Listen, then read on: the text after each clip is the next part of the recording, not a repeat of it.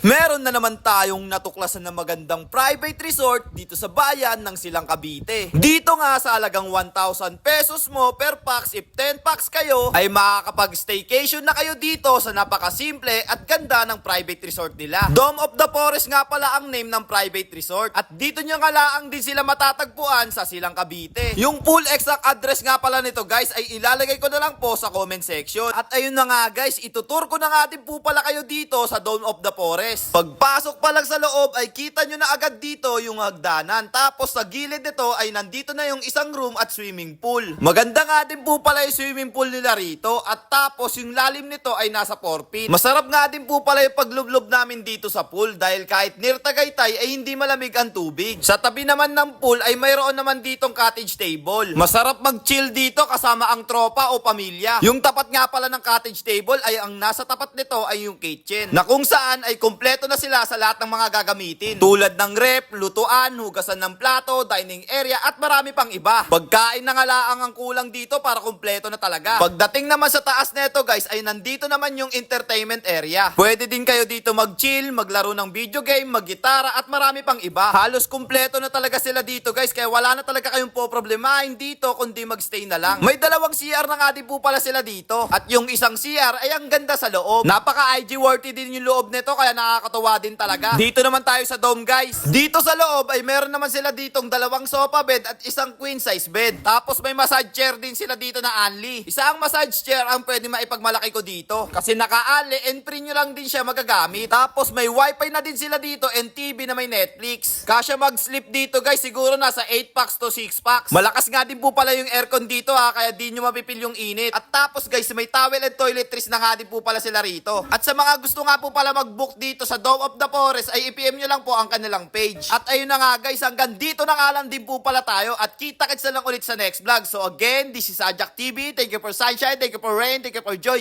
Ingat, salamat, bye-bye, ble! Let's guys go!